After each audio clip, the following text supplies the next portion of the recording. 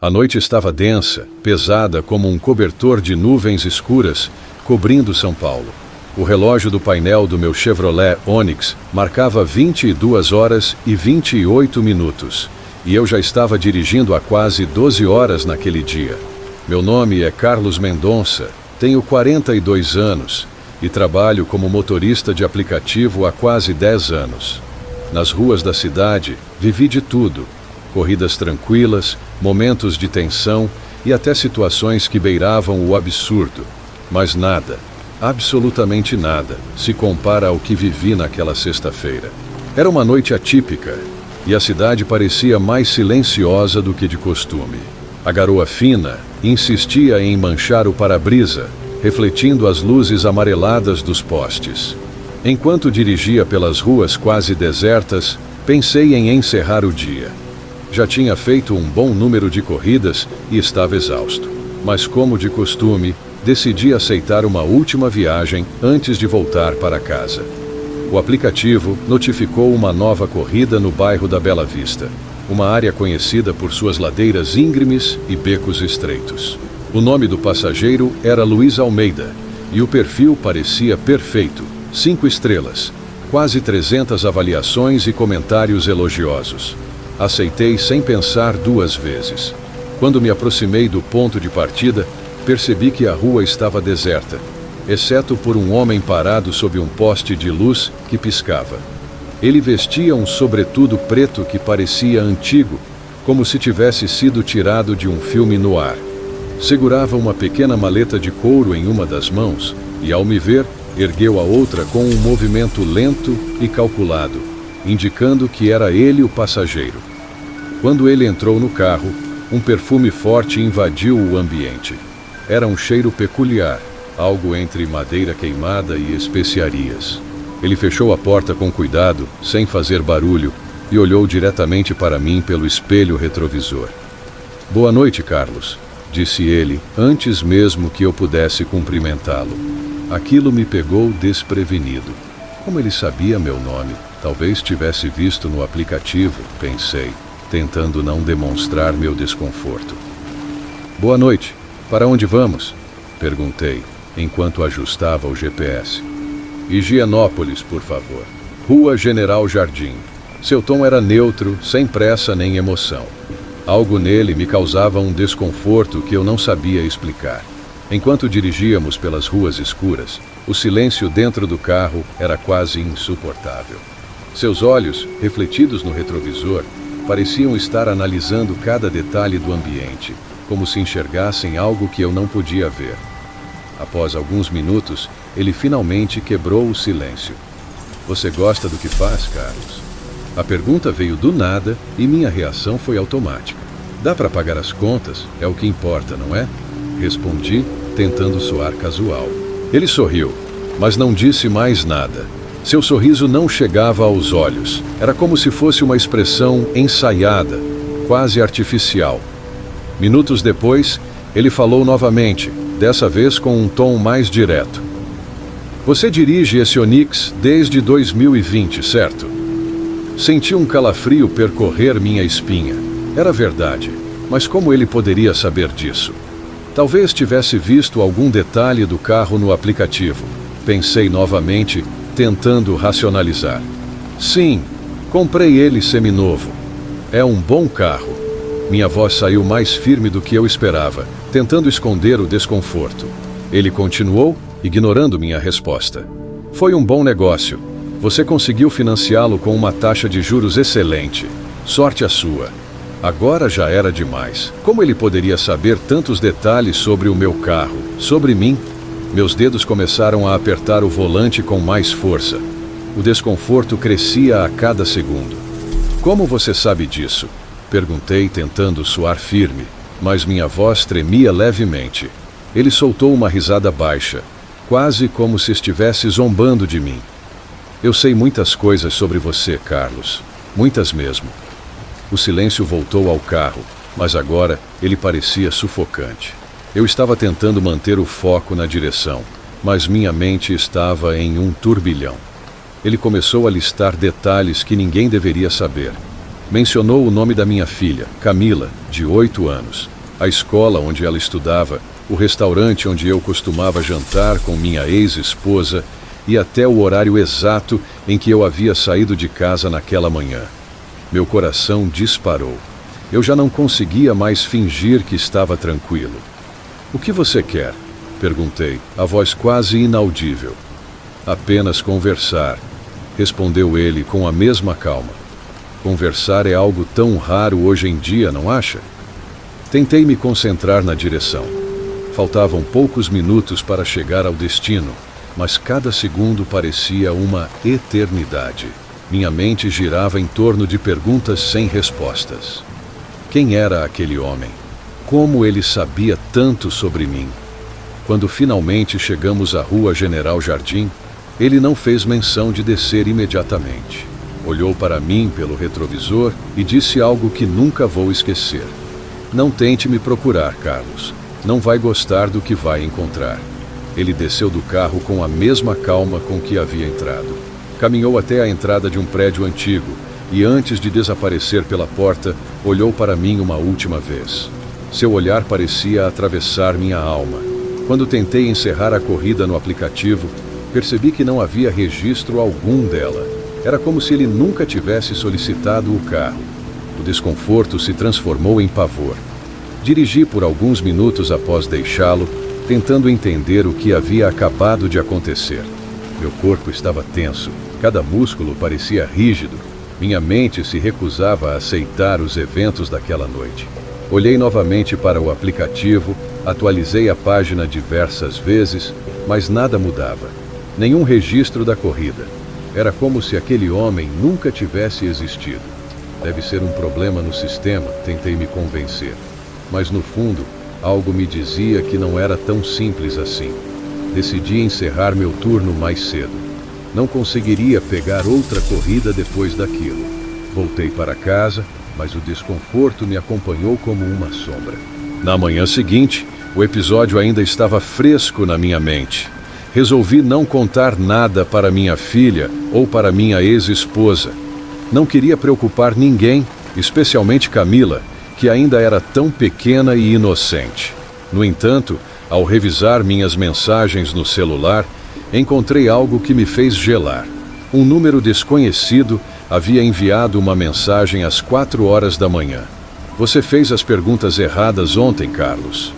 Por um momento, achei que fosse algum tipo de spam ou engano. Mas quem mais saberia do que aconteceu? Li a mensagem várias vezes, tentando encontrar algum indício de quem poderia tê-la enviado. Quando tentei responder, a mensagem simplesmente desapareceu do histórico. Era como se nunca tivesse estado ali. Liguei para um amigo meu, o Jonas, que também é motorista de aplicativo, para ver se ele já havia passado por algo parecido. Contei a história em detalhes, desde o passageiro estranho até a mensagem sumida. "Cara, isso não faz sentido", disse Jonas. "Talvez você esteja estressado. Já pensou em tirar umas férias?" Eu sabia que ele não acreditava em mim.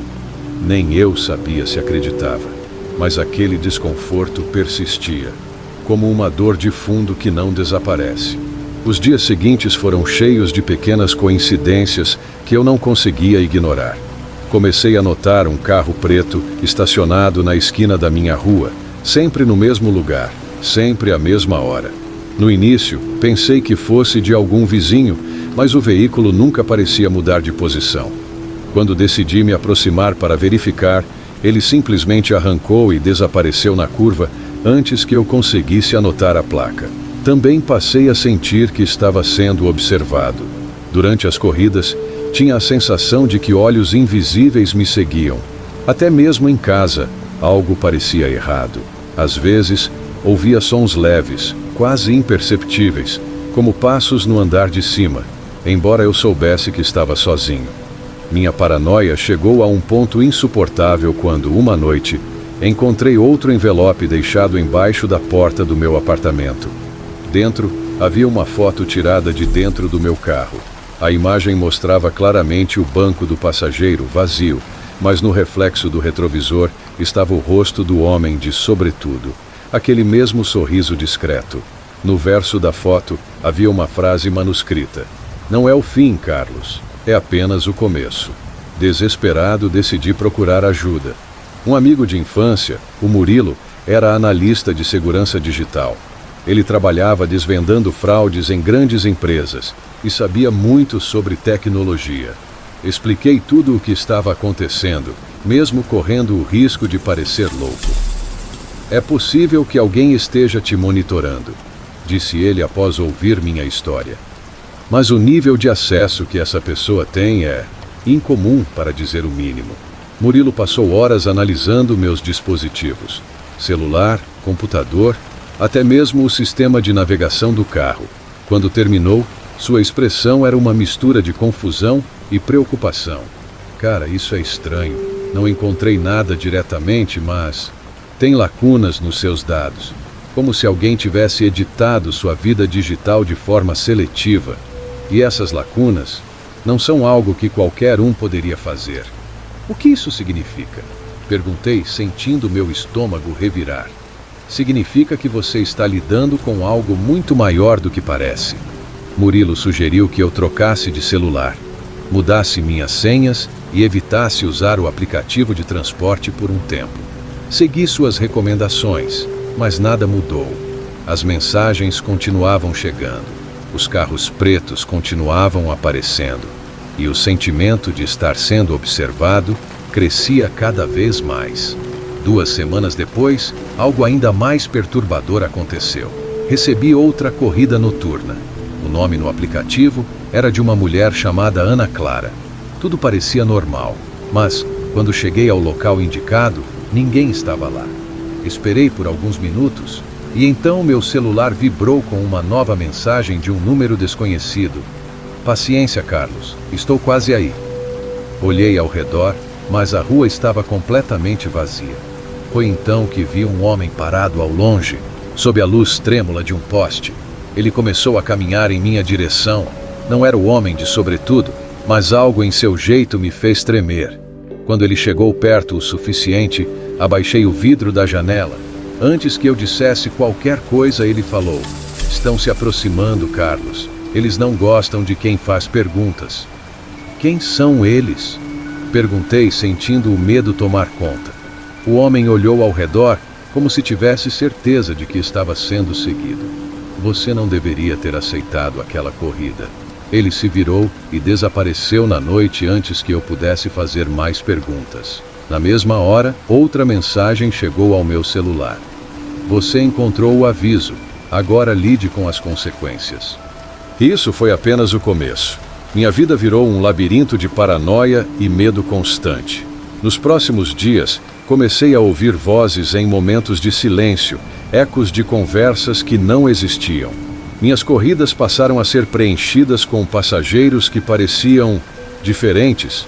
Eles sabiam coisas demais, faziam perguntas estranhas e desapareciam sem deixar rastros. Na noite em que decidi parar de dirigir, recebi outra mensagem: "Você pode tentar fugir, mas nós sempre estaremos um passo à frente." E então, meu carro parou de funcionar.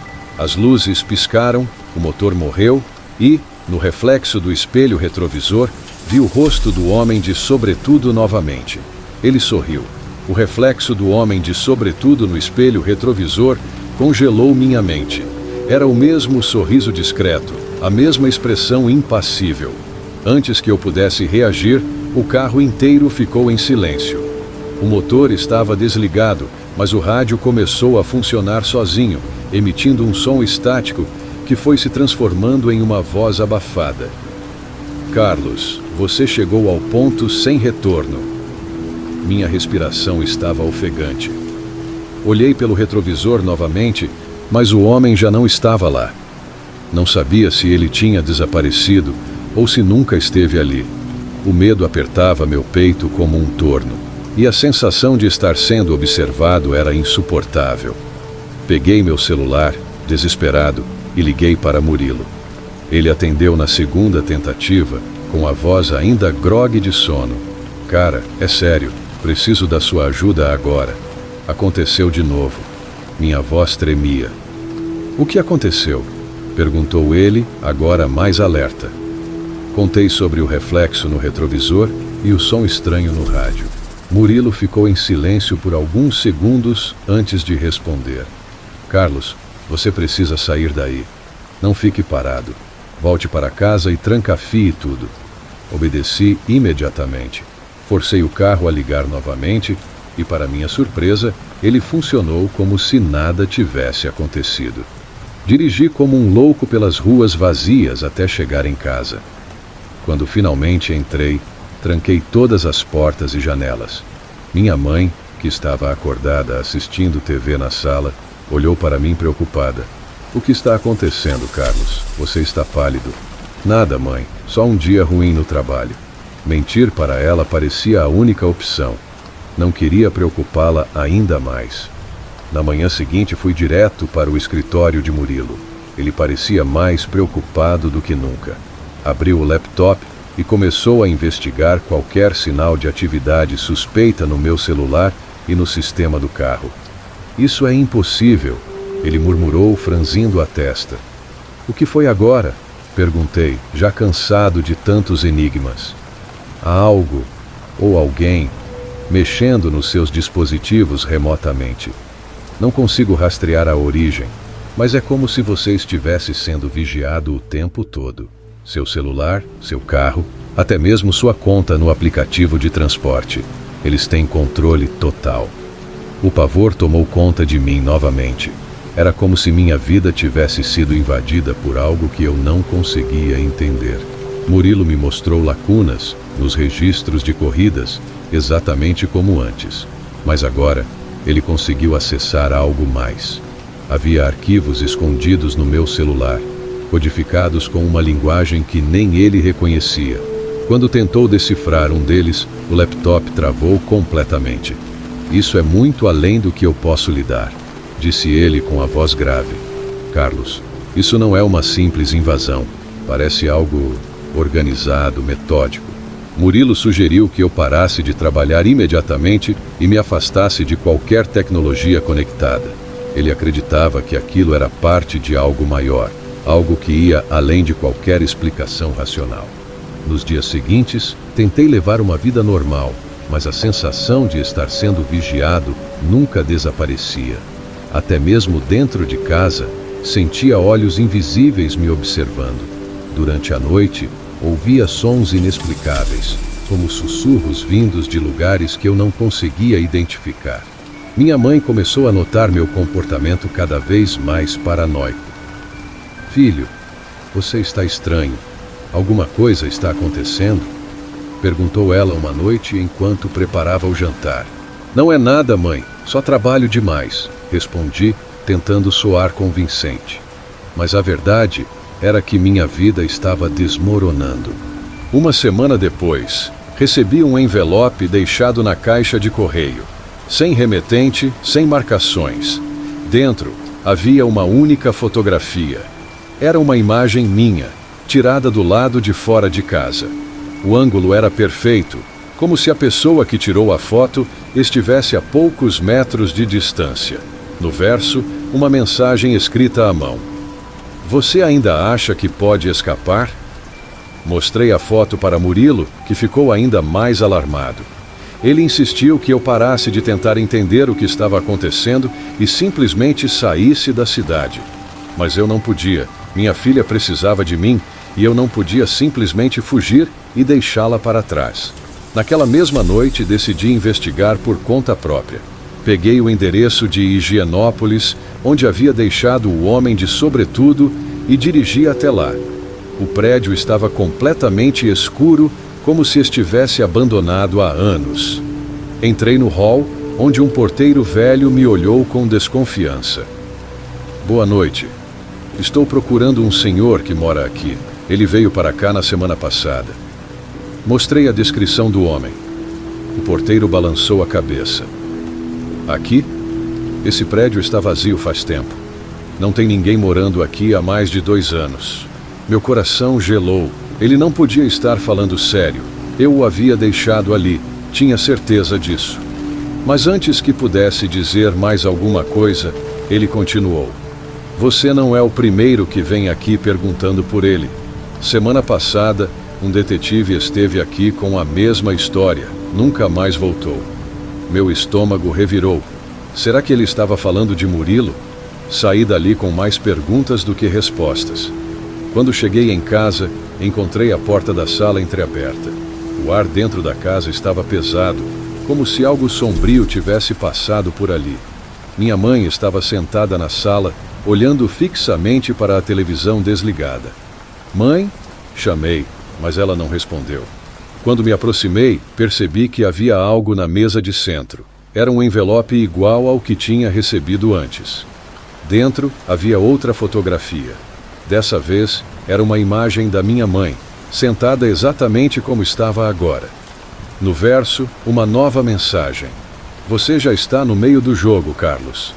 Minha mãe finalmente levantou o olhar para mim. Seus olhos estavam marejados e sua voz saiu fraca. Carlos, o que está acontecendo? Quem são essas pessoas? Eu não sabia responder. Tudo o que sabia era que minha vida estava cada vez mais mergulhada em um pesadelo. Os eventos continuaram a escalar. Recebi mensagens ameaçadoras, envelopes com fotos minhas e de minha família, e uma noite ouvi passos no andar de cima enquanto estava sozinho em casa. Quando subi para verificar, encontrei outro bilhete preso ao espelho do quarto. A verdade está mais próxima do que você imagina. Aquele bilhete no espelho foi a gota d'água. Minha vida já não era minha. Era como se eu estivesse preso em um jogo macabro, uma armadilha da qual não sabia como sair. Decidi que precisava confrontar tudo isso de uma vez por todas, mas não sabia por onde começar. Na manhã seguinte, fui novamente ao encontro de Murilo, mas ele não atendia minhas ligações. Resolvi ir diretamente ao apartamento dele, e ao chegar, percebi algo estranho.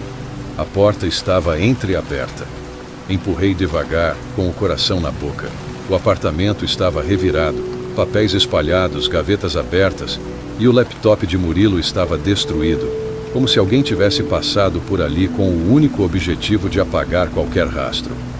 Chamei por ele, mas o silêncio foi minha única resposta. Sobre a mesa, um envelope preto estava cuidadosamente posicionado.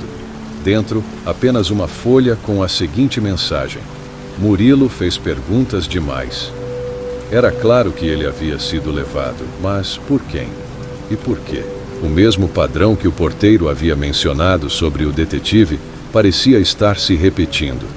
Saí do apartamento em desespero, sentindo que agora estava completamente sozinho nessa situação. Nos dias seguintes, as ameaças aumentaram. Recebi mais fotos, mais bilhetes e mais mensagens enigmáticas. Uma delas dizia: você está tentando entender algo que não é para você. Minha paranoia atingiu o limite quando comecei a ver as mesmas figuras em diferentes lugares.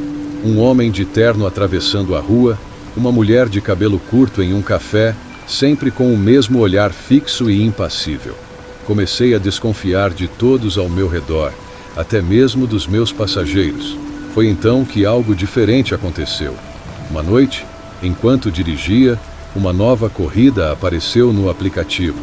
Dessa vez, o nome do passageiro era anônimo. Não havia foto, avaliação ou qualquer detalhe. Por impulso, ou talvez curiosidade mórbida, aceitei. O ponto de encontro era uma rua deserta no bairro do Ipiranga. Quando cheguei, ninguém parecia estar ali. Esperei por alguns minutos até que uma figura emergiu das sombras. Era uma mulher. Ela estava vestida de forma simples, mas seus olhos tinham um brilho que parecia enxergar além do físico. Ela entrou no carro e se acomodou no banco de trás. Antes que eu pudesse dizer qualquer coisa, ela falou: não sou sua inimiga, Carlos. Estou aqui para te ajudar. Fiquei surpreso e confuso ao mesmo tempo. Me ajudar? Quem é você? Perguntei, ainda segurando o volante com força. Ela suspirou, como se estivesse considerando suas palavras com cuidado. Eles te escolheram. Você foi marcado.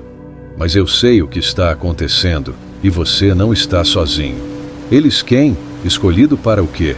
Insisti, tentando conter o medo que apertava meu peito. O que você está enfrentando é uma rede, Carlos. Uma organização que coleta informações de maneiras que ninguém pode compreender. Mas não são apenas dados. Eles coletam vidas, histórias, memórias. E agora você faz parte disso. Aquelas palavras fizeram meu estômago revirar. Era como se ela estivesse verbalizando os piores medos que eu não queria admitir. E você? Por que está aqui? Perguntei. Porque eu fui como você. Escolhida, marcada. Mas consegui fugir. Pelo menos por enquanto. Ela fez uma pausa, olhando pela janela como se procurasse algo ou alguém. Eles te colocaram nesse jogo para te observar, para ver até onde você vai. E quando você descobrir demais, eles vão te apagar. As palavras dela ecoaram na minha mente como um trovão. Tudo fazia sentido agora. Os desaparecimentos, os registros apagados, a sensação constante de estar sendo vigiado. Como eu paro isso? Perguntei, a voz quase sumindo. Ela me olhou diretamente nos olhos pelo retrovisor, com uma expressão séria. Você não para, você corre, ou eles vão te apagar como fizeram com os outros. Antes que eu pudesse responder, ela abriu a porta e saiu. Olhei para trás, mas ela já havia desaparecido nas sombras, como se nunca tivesse estado ali. Passei os dias seguintes em um estado de alerta constante. Decidi abandonar o trabalho temporariamente e evitei sair de casa. Minha mãe percebeu minha mudança, mas eu não sabia como explicar a ela sem parecer completamente louco. No entanto, mesmo em casa, a sensação de estar sendo observado persistia. Então, numa madrugada silenciosa, acordei com um barulho vindo da sala. Peguei um pedaço de madeira que mantinha embaixo da cama e desci as escadas com cautela. Quando cheguei à sala, vi que a porta estava aberta e um envelope estava no chão, como se tivesse sido colocado ali de propósito. Dentro, havia uma única folha de papel com uma mensagem datilografada. Você não pode fugir, Carlos. Estamos mais perto do que você imagina. Olhei ao redor, mas a rua estava deserta. Fechei a porta e tranquei todas as fechaduras, mas sabia que aquilo era inútil. Quem quer que estivesse fazendo isso, estava me mostrando que não havia onde me esconder. Na manhã seguinte, decidi ir ao lugar onde tudo começou, o prédio em Higienópolis. Se havia respostas, elas estavam lá. Cheguei ao local no início da noite, quando a luz do sol começava a desaparecer. O prédio continuava vazio, mas dessa vez, a porta estava destrancada. Entrei com cautela, usando a lanterna do celular para iluminar o caminho. O silêncio dentro do prédio era opressor, como se o lugar estivesse fora do tempo.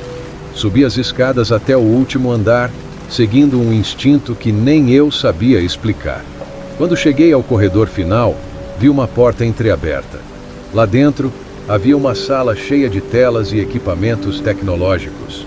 Imagens de diferentes pessoas piscavam nas telas, e uma delas era minha. Meu rosto, minha rotina, meus movimentos, tudo estava sendo monitorado. Foi então que ouvi uma voz atrás de mim. Você foi longe demais, Carlos. Virei-me rapidamente e lá estava ele, o homem de sobretudo. Ele não estava mais sorrindo. Seus olhos, agora mais sombrios, pareciam me analisar como um predador prestes a atacar.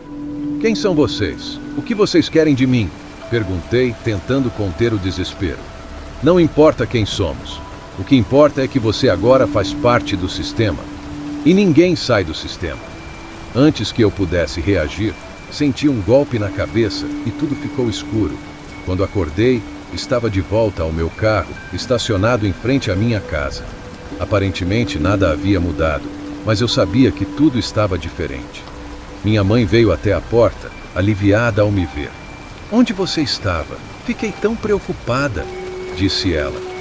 Eu não sabia como responder. Apenas entrei e me tranquei no quarto. Quando olhei para o meu celular, havia uma nova mensagem. Bem-vindo à nova realidade, Carlos. Você é um de nós agora.